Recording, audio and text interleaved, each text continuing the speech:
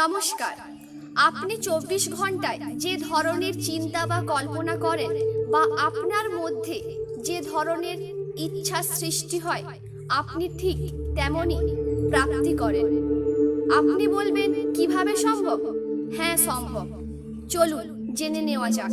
প্রাচীন পুস্তক ও মহাজাগতিক গবেষণা থেকে জানা গেছে যে আমরা সারাদিনে যে ধরনের চিন্তা বা কল্পনায় ডুবে থাকি, আমাদের অজান্তেই সেই চিন্তা বা কল্পনার ভাইব্রেশন অর্থাৎ একটা তরঙ্গ ইউনিভার্সে পৌঁছে যায়।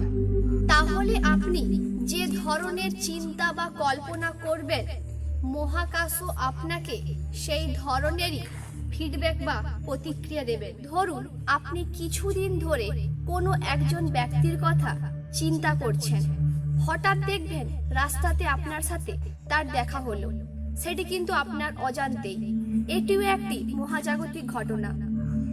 এর কিছু ঘটনা হয়তো আপনার সাথেও ঘটেছে। তাই আপনি আপনার জীবনে বর্তমানে যে ধরনের পরিস্থিতিতে আছেন, আপনি এক সময় সেই ধরনেরই কোনো চিন্তা বা কল্পনা করেছিলেন। তাই মহাকাশ কিন্তু আপনাকে সেই ধরনেরই ফল দিয়েছে।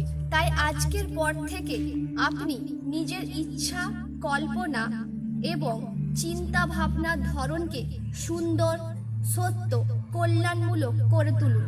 দেখবেন আপনার জীবনও অনেক সুন্দর ও সত্য হয়ে উঠবে। ওম শান্তি।